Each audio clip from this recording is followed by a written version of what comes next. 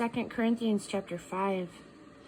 For instance, we know that when these bodies of ours are taken down like tents and folded away, they will be replaced by resurrection bodies in heaven, God-made, not handmade, and we'll never have to relocate our, quote, tents again.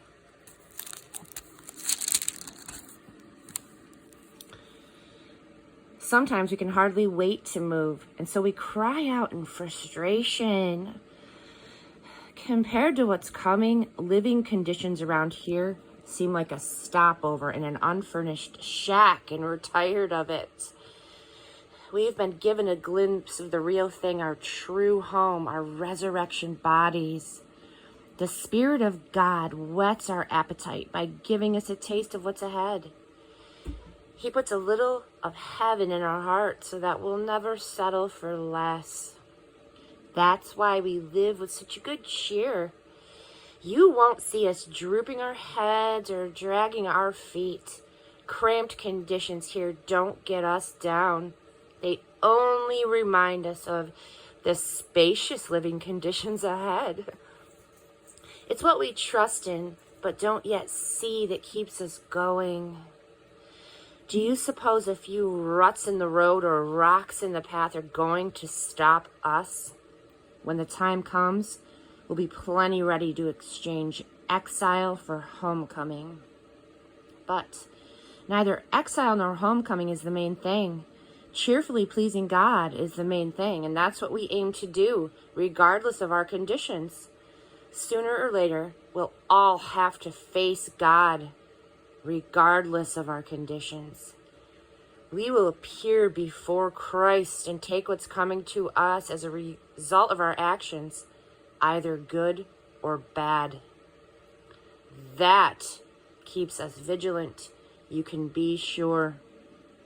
It's no light thing to know that we'll all one day stand in that place of judgment.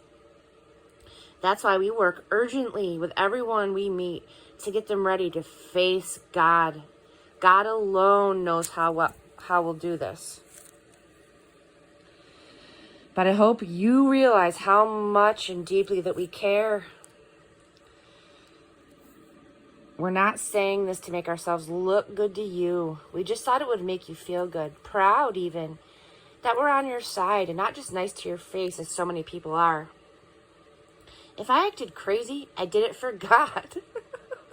If I acted overly serious, I did it for you. Christ's love has moved me to such extremes. His love has the first and last word in everything that we do.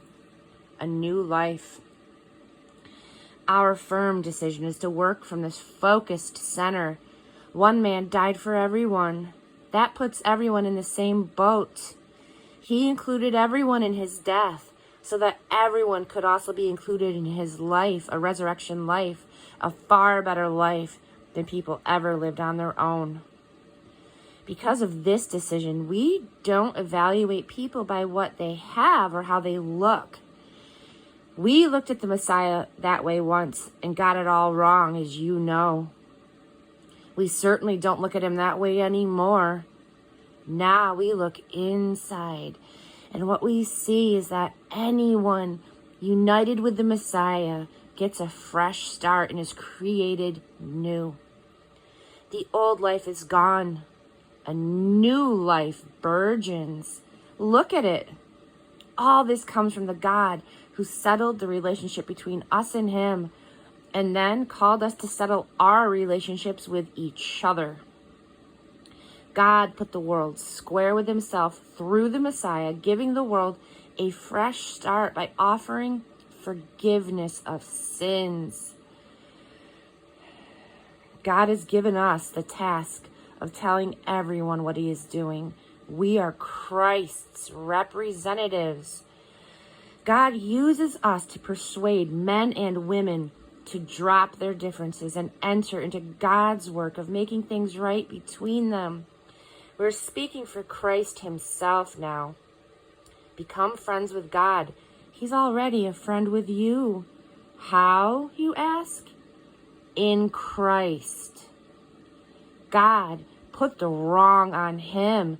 who never did anything wrong, so that we could be put right with God.